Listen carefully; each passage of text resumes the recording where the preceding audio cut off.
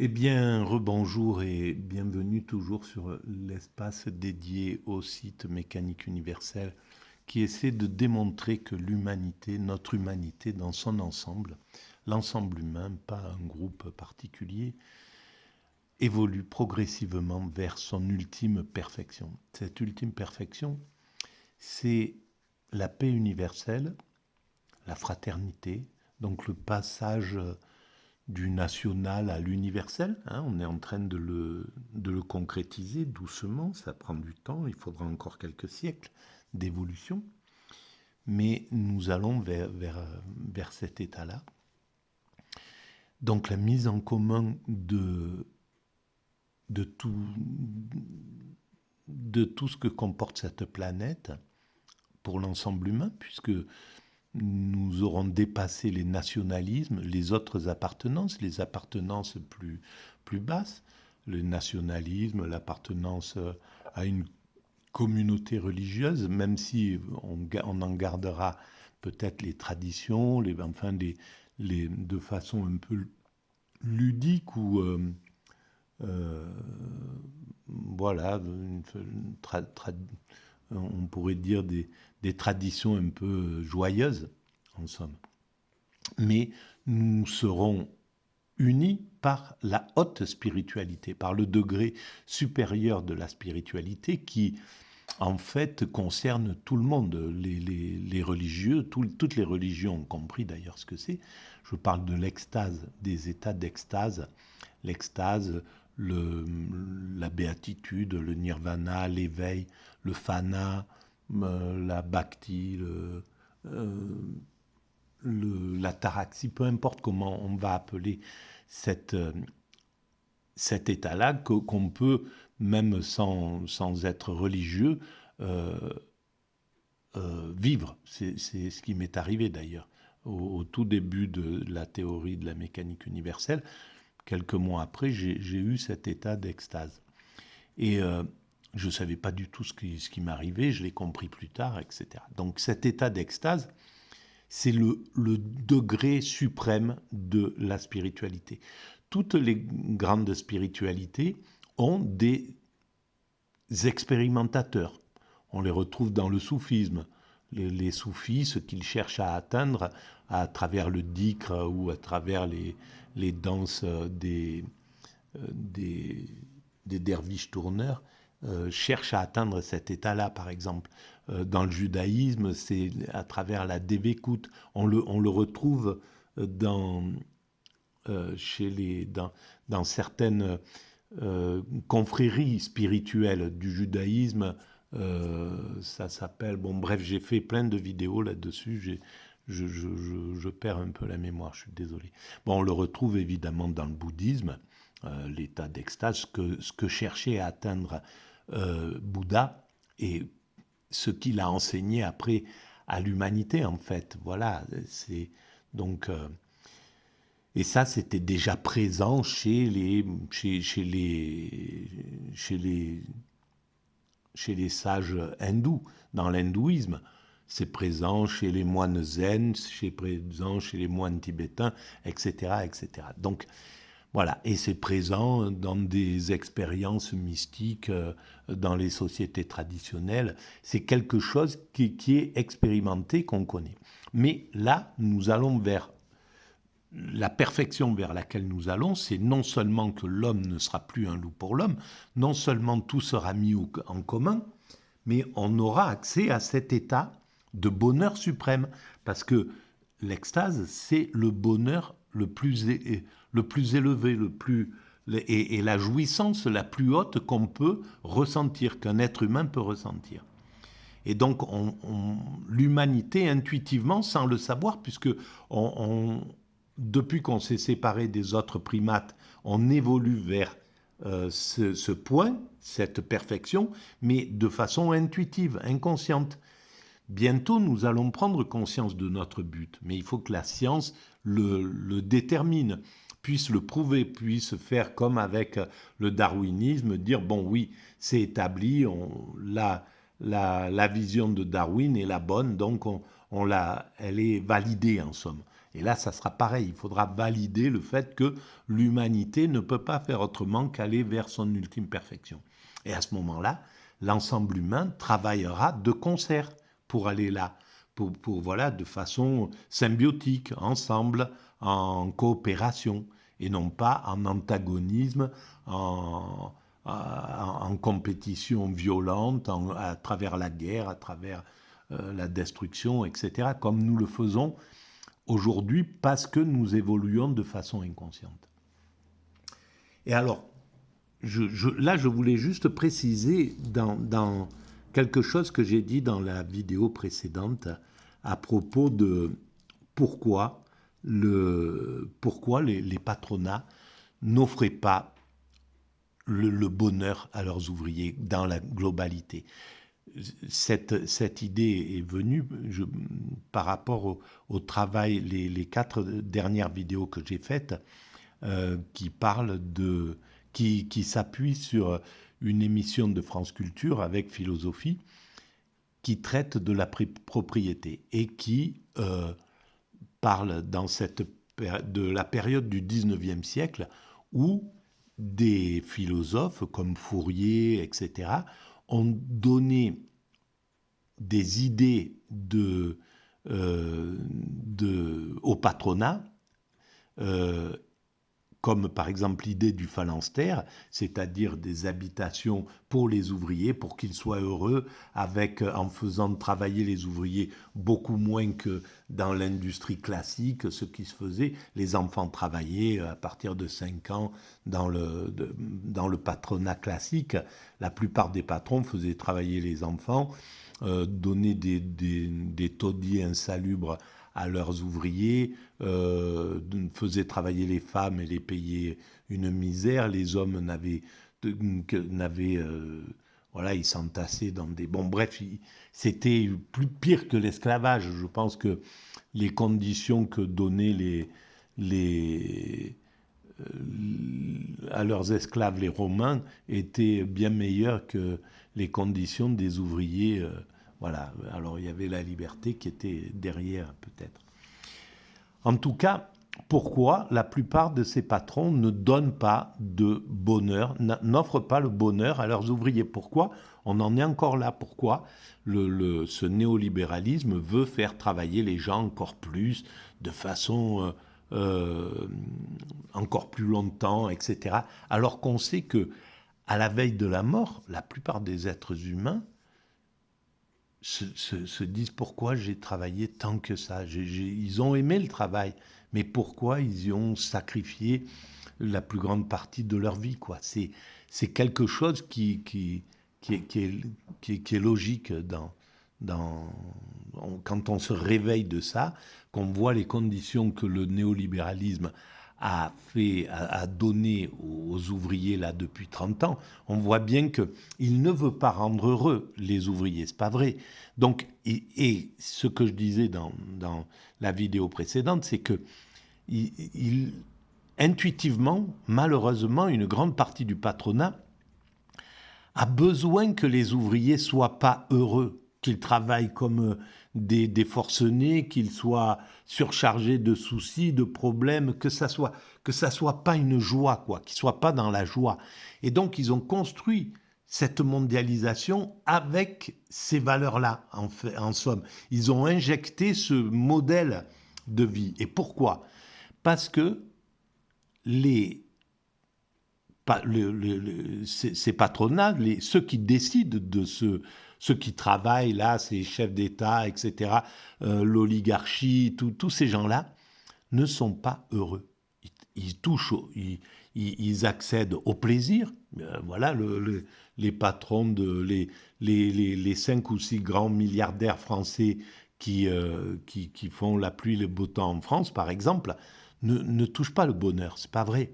Ils touchent le plaisir, ils touchent tous les plaisirs liés à la domination, au pouvoir, à l'argent, à pouvoir se faire masser, à pas avoir à écarter tous les inconvénients de la vie, les soucis domestiques, comment se faire à manger, enfin bref, remplir ses papiers, faire ses trucs, tout ce que l'homme ordinaire, l'ouvrier, leurs ouvriers sont obligés de se taper dans le truc.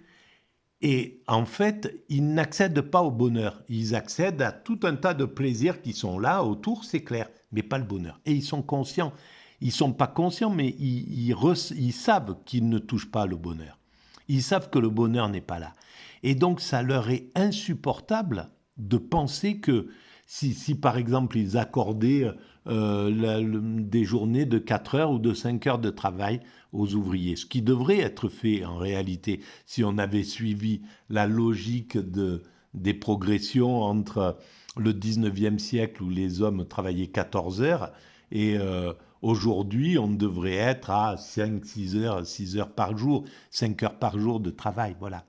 Et il y a largement de quoi construire cette humanité en travaillant si peu. On pourrait très bien permettre, à partir de 50 ans, de dire aux gens, voilà, si vous voulez arrêter de travailler, vous arrêtez de travailler. Vous pouvez passer sur du bénévolat, etc. Après, travailler d'une autre manière, à votre rythme, quand vous voulez. Si vous avez envie de le faire ou si vous voulez aller vous épanouir, vous allez vous épanouir. On pourrait très bien faire cela. Ils ne veulent pas donner ce bonheur. Parce qu'en fait, s'ils donnaient ce bonheur-là, ils savent très bien que l'ouvrier, lui, il serait heureux. Il est déjà à peu près heureux quand on ne l'embête pas. Les ouvriers des années 50, quand ils n'étaient pas surmenés de stress à cause de ce que donnaient les médias, ce que nous donnent les médias à vivre, à sentir, ce stress qui a mis les gilets jaunes dans la rue, il n'existait pas à l'époque dans les années 50, 60, 70, même s'il y a eu la révolution de mai 68.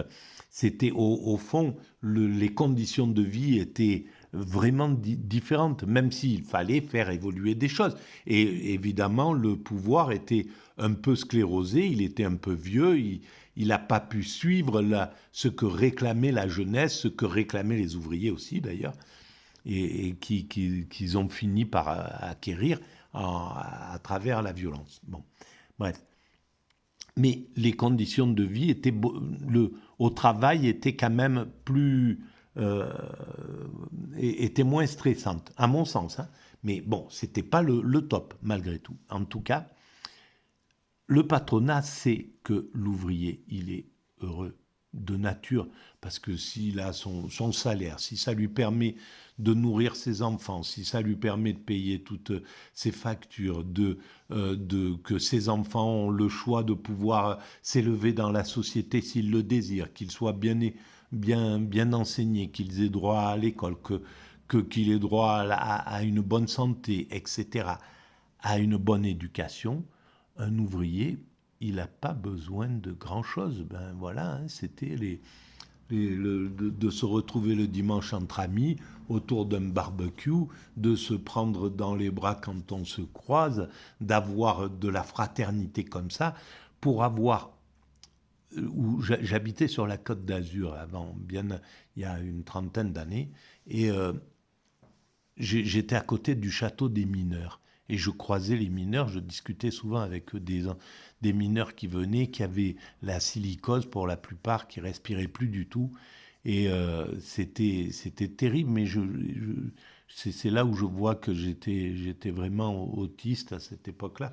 Je le suis encore, mais je ne voyais pas, j'ai pas pu prendre vraiment conscience de ce qu'ils avaient. Et je voyais leur fraternité, leur amour, leur amitié entre eux, c'était quelque chose d'incroyable. Ils avaient une joie de vivre, ils goûtaient au bonheur en réalité, ils étaient dans le bonheur. Et à côté de ça, j'ai croisé dans cette région, parce que c'est une région paradoxale, la Côte d'Azur, et j'ai croisé des multimillionnaires, des gens qui avaient des gros patrons d'industrie, dont un, je me souviens, qui était en train de mourir. Et il avait tout eu. J'avais acheté des livres chez lui, et il avait des livres, bon, voilà, et on voyait qu'il avait tout eu, toutes les femmes qu'il voulait, tous les plaisirs de l'existence de quelqu'un qui a du pouvoir, quoi. Il connaissait le président de la République, De Gaulle à l'époque, etc. Bon, bref, voilà, on le voyait en photo avec lui, etc. Et il était vraiment à la fin. Et il l'a dit. Ça m'a toujours marqué. Il avait plein de bouquins sur les fleurs qu'il avait annotés, etc. Il y avait des choses sur les fleurs. Et puis, il était passionné de fleurs. Et il a dit, au fond, je n'ai aimé que les fleurs. Il y avait sa femme qui était là. Et c'est quelque chose qui m'a complètement stupéfait, en fait. Parce que le bonheur, pour lui, c'était ça, en réalité. Donc, le nombre de ces grands patrons, voilà, c'est pour ça que ça serait vraiment génial de faire. Et ça, j'y avais pensé dès le début, il y a 20 ans, quand j'ai créé la mécanique universelle. Je me suis dit, il faut aller interviewer. J'avais créé les prods de l'ordinaire. J'ai jamais utilisé, j'ai fait 2 ou 3 interviews, mais j'ai pas eu le courage d'en faire, et puis je me sentais pas de faire ça, quoi. Mais je pense que ça serait quelque chose de fondamental, de vraiment super intéressant, d'aller voir des gens en fin de vie, des milliardaires, ces millionnaires, ces gens qui ont eu des trucs, et les interviewer à la fin de leur vie, et leur demander comment ils ont vécu, comment ils perçoivent ce qui s'est passé, quels sont leurs regrets, qu'est-ce qui est au fond d'eux-mêmes dans leur vie. Est-ce qu'ils ont touché le bonheur? Qu'est-ce que ça a été pour eux, le bonheur? Qu'est-ce que c'était cette idée-là? Voilà. Et on saurait faire la même chose avec des gens ordinaires qui ont vécu 3 fois rien, même les mendiants. Un mendiant en fin de vie, je suis certain que là où il y a le bonheur, c'est plus du côté du mendiant qui a choisi de cette vie, pour ceux qui l'ont choisi, ou même pour ceux qui ne l'ont pas choisi. Ce que ça leur a apporté est plus intense, plus puissant que ce que peut vivre un milliardaire, que ce que peut vivre un homme de pouvoir, ce qui nous oblige à travailler jusqu'à 65 ans par méchanceté, tout simplement, parce qu'ils ont des épines dans le pied. Donc, et c'est pas leur faute, hein, mais c'est juste voilà, comme quelqu'un par jalousie, quoi. Voilà, c'est juste de la jalousie. Et je pense que on le sent d'ailleurs dans leur façon de penser. Elle est vraiment là derrière. Quand on écoute les patronats parler de ces choses-là, on sait très bien ce qu'ils pensent. On sait très bien qu'ils savent que ça ne rend pas les ouvriers heureux. Ils savent très bien que le monde du travail, il n'est pas heureux à cause d'eux. Voilà. Mais ils sont là comme les enfants qui ont été maltraités, en fait, qui vont torturer des trucs, qui vont couper les pattes des trucs pour voir ce qui se passe. Bref, ce petit côté sadique du truc, je pense qu'il est là, et ils n'y peuvent rien. C'est des enfants, ils sont dans ce narcissisme, et ils sont dans ce je parle globalement, hein, je parle pas de. Il y a il y a des personnes qui ont une vision complètement différente, bienveillante, etc. Mais je parle de cette globalité des patronats mondiaux, quoi. Le patronat mondial aujourd'hui, il est sous cette pathologie du narcissisme qui sans le vouloir, a cette pathologie de l'enfant pervers polymorphe, voilà, dont parle Freud. Et Et c'est quelque chose qu'il faudrait éclairer. Et pour l'éclairer, il faudrait filmer ces fins de vie de ces gens de ces millionnaires, ces milliardaires, ces gens qui ont eu du pouvoir, qui ont traversé ce monde comme ça, pour montrer aux autres, à ces Bill Gates, machin, à ces Elon Musk, qui voient ça et qui puissent comprendre que c'est pas le bonheur, qu'ils y touchent pas au bonheur, que s'il voulait toucher le bonheur, il faudrait qu'il passe du côté de la bienveillance. Que Gaudin, quand il fait le phalanstère et qu'il construit cette usine pour que ses ouvriers soient ultra heureux, que les enfants ne travaillent pas, qu'ils fassent du chant, ou Owen, pareil en Angleterre, qui donnent des conditions de vie incroyables pour le 19e siècle à leurs ouvriers, eux ont touché le bonheur. Parce que c'est là où ils touchent le bonheur. Voilà. Et d'ailleurs, c'est pas pour rien que dans les gens très riches, ils essaient d'aller dans ces bonnes actions. Sauf que ça les épanouit pas parce que c'est même pas ils restent entre eux. C'est pas quelque chose.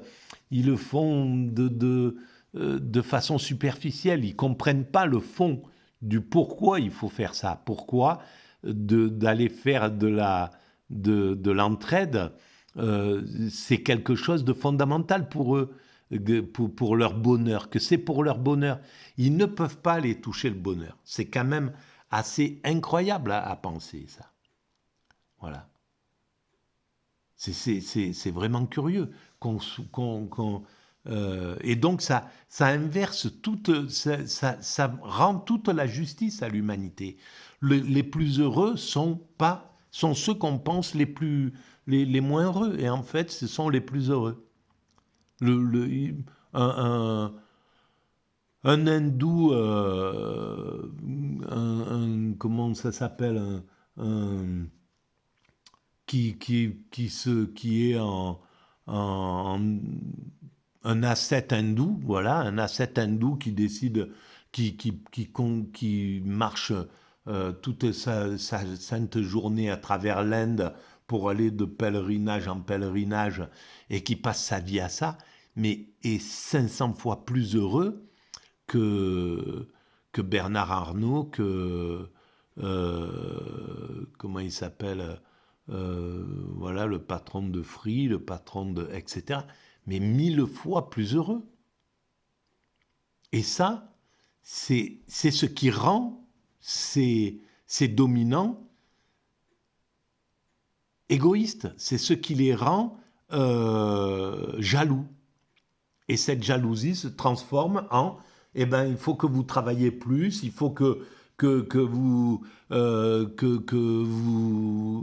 même si vous êtes malade, même si vous êtes dépressif, même si vous êtes au burn-out, on s'en fiche. Voilà, ça me rassure de savoir qu'ils en sont proches du burn-out, proches du truc. Là, je suis content de voir qu'ils sont pas heureux. Voilà. Et moi, ça justifie, ça voudrait dire que je suis heureux. En comparaison, ils se sentent heureux en comparaison ensemble, en somme.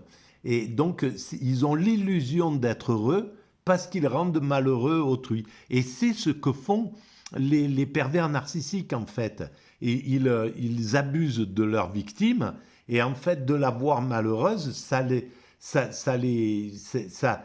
glorifie, ça leur donne le sentiment qu'ils sont heureux. Et ils sont toujours dans cette jalousie. Moi, je suis plus heureux que celui-là. Tu vois, nous, on est bien plus heureux. Tu vois, notre couple, on est bien mieux que... Voilà, ils sont dans cette jalousie, mais hallucinante. Le narcissisme est dans la jalousie comme ça, totale. Et c'est invivable. Et les sociétés il y a des sociétés qui sont basées sur ce narcissisme du côté occidental, et c'est un calvaire à vivre, quoi, je pense, pour tout le monde. Voilà. Et donc, il faut qu'ils aient des malheureux à côté, il faut qu'ils rendent malheureux quelque chose à côté pour pouvoir se sentir heureux, quoi. Il faut qu'ils oppriment quelque chose pour qu'ils se sentent heureux. Voilà le fond du narcissisme qu'on retrouve à tous les degrés de cette humanité. Et que l'humanité va devoir dépasser. Et elle le dépassera évidemment, bien sûr. Parce que la première étape, c'est la prise de conscience. Merci de votre écoute. Et n'hésitez pas, si vous trouvez que ça mérite, ces vidéos méritent un peu de visibilité, de mettre des pouces, de vous abonner et d'en parler autour de vous, de les faire circuler si vous voulez. Merci, de les commenter avec plaisir. Je répondrai à vos points de vue. Au revoir, merci.